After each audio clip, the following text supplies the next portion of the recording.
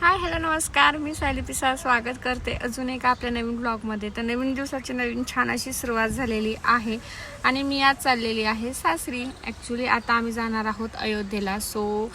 मला जाऊन यायचं आहे गावी. आम्ही आईंसाठी येतानाच एक खूप छान गिफ्ट घेतलं होतं, पण ते काही त्यांना द्यायचं झालंच नाही कारण आम्ही गावावरून येताना घेतलं होतं आणि मी अयोध्येला नंतर जाणार आहे. म्हणजे हा मधला वीक अजून बाकी आहे, पण मला सगळ्या गोष्टी स्टॉक मेंटेन करून जायचं आहे. सो मग मी नेक्स्ट वीक पूर्णपणे बिझी असेल. म्हटलं आज वेळ आहे तर जाऊन यावं, भेटून यावं. त्याच्यामुळे आम्ही चाललो आहोत. किराण्याचं वगैरे पण सामान घेऊन द्यायचं आहे. आम्ही येतानाच घेऊन दिलं होतं, पण आता ज्या जास्तीच्या गोष्टी आहेत म्हणजे त्यांना ॲटलिस्ट 2-3 महिने जातील अशा घेऊन द्यायच्या आहेत. त्यानंतर त्यांना जे गिफ्ट घेतलं आहे तेही तुम्हाला दाखवते.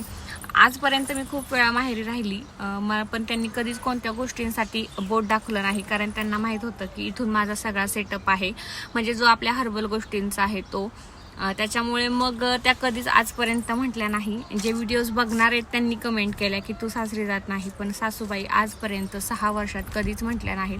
ठीक आहे, तुम्ही काहीतरी करताय ना, चांगली गोष्ट आहे, काहीतरी करा. दोघांनी करण्यात आणि एकाने करण्यात खूप फरक असतो, हे त्यांचं नेहमी वाक्य असायचं. मला आठवत नाहीत आजपर्यंत कधी म्हटलेल्या की तू इकडं राहते किंवा तिकडं राहते. मग आम्ही दोघांनी मिळून त्यांच्यासाठी एक खूप सुंदर मंगळसूत्र घेतलेलं आहे, जे की तुम्हाला व्हिडिओमध्ये दिसेनच. त्यांना या गोष्टीची काहीच कल्पना नाही. मी फक्त फोन करून सांगितले की मी येणार आहे, दळण वगैरे दळून ठेवा, मला अयोध्येला घेऊन जायचं आहे. त्या म्हटल्या की ठीक आहे, कारण नुसतं मी येणार आहे म्हटलं असतं तर त्यांना डाऊट आला असता. मग म्हटलं की मला सामान वगैरे घेऊन जायचं आहे, तर चालते म्हटलं. तर चला आता जाऊया. बाय कर. बाय. तर हे मंगळसूत्र आम्ही त्यांच्यासाठी घेतलं होतं. मी जेव्हा गावावरून रिटर्न येत होतो तेव्हाच घेतलं होतं. खूप सुंदर डिझाईन आहे. मला पाहता क्षणी आवडली होती आणि मी ह्यांना म्हटलं चला आईंसाठी घेऊयात. सो आम्ही ते तेव्हा घेतलं. त्यानंतर शॉपमध्ये गेलो आणि ह्या ज्या लागणाऱ्या गोष्टी आहेत एक्स्ट्राच्या त्या घेतल्या, कारण आम्ही आत्ता येतानाच त्यांना भरपूर सामान घेऊन दिलं होतं, म्हणजेच साबण वगैरे, डाळी, ह्या त्या गोष्टी.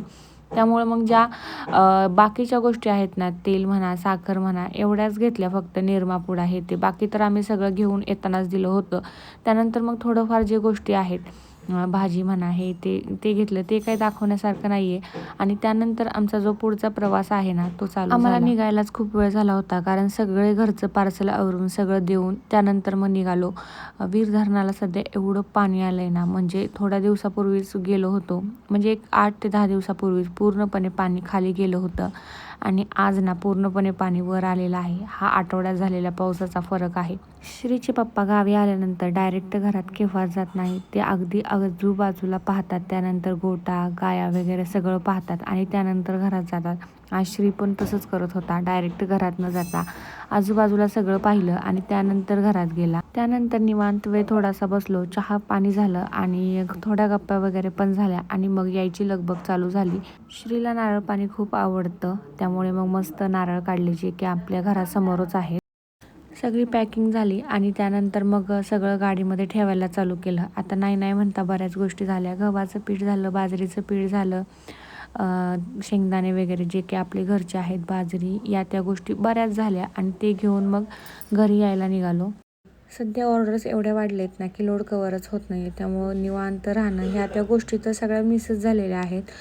जे काही ना ते सगळं पटपट, ज्या लागणाऱ्या गोष्टी होत्या त्या सगळ्या घेतल्या. ॲक्च्युली आपलं सामान डायरेक्ट बंगालमधून तिकडंच गेलं आहे, त्यामुळे माझ्याकडं सगळ्या गोष्टी आहेत, भांडी वगैरे ज्या की घरात लागतात त्या. फक्त आता ज्या खायच्या गोष्टी आहेत त्या इथून घ्यायच्यात आणि बाकीचं ते सामान ते कॅन्टीनमधूनच घेतील. त्यानंतर बराच वेळ बसलो आणि मग जायची तयारी चालू झाली. आईंना हे काय अपेक्षितच नव्हतं. आई थोडेसे शॉक झाले होते. त्यांना वाटलं की श्रीसाठी काहीतरी आणलेलं आहे आणि ते दाखवत आहेत, पण जेव्हा त्यांनी ओपन केलं ना तेव्हा त्यांना खूप छान वाटलं. काही गोष्टी तोंडाने बोलून दाखवत नाहीत, त्या डोळ्यातल्या भावनांनी समजतात. असंच काहीतरी तुम्ही त्यांच्या डोळ्यात पाहू शकता. खूप लोकांनी नावं ठेवली, खूप लोक वाईट बोलले. वेळ प्रत्येकाची सेम नसते, परिस्थिती प्रत्येकाची बदलत असते, पण काही गोष्टी अशा असतात ना की त्या कायम लक्षात राहतात.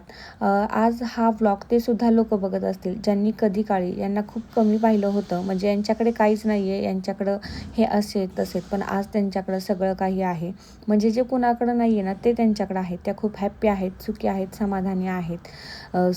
लोकांनी रिप्लाय करूनही डिलीट केले.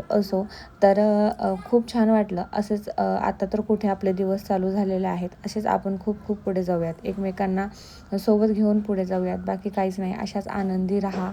कारण आजपर्यंत मला कधीच म्हटलं नाही की तू इकडे राहते तिकडे राहते, कुठे पण राहा, काहीतरी करा. खूप म्हणजे त्यांचा सपोर्ट असतो आणि सपोर्टशिवाय कोणतीच गोष्ट नसते. आजचा ब्लॉग स्मॉल आणि स्वीट होता, कमी वेळामध्ये काढलेला होता. त्यानंतर मग सगळं आवरून सगळं व्यवस्थित गाडीमध्ये पॅक वगैरे करून आमचा पुन्हा परतीचा प्रवास चालू झाला. श्री एक असा आहे ना की श्रीला बायच करू वाटत नाही कोणाला. त्याला कितीही काय वेळा म्हटलं ना बाय कर तरी अजिबात करत नाही, फक्त कॅमेऱ्यात बाय करतो. तर चला जाऊयात. आता आपल्या पुढच्या गोष्टी आहेत ना त्या वाट बघतायत, ते म्हणजेच पार्सल्स आणि डिस्पॅचिंग. 2-3 तास जरी इकडं तिकडं कुठं झालं ना तरी लोड येतो. त्यानंतर घरी आलो आणि हा जो स्टॉक होता ना तो पुन्हा एकदा मेंटेन केला, कारण स्टॉक असा मेंटेन केला ना की असा संपत आहे. तर भेटूयात अशाच एका नवीन ब्लॉगमध्ये. आपल्या चॅनलला कनेक्ट राहा, खूप सारं प्रेम द्या. थँक्यू.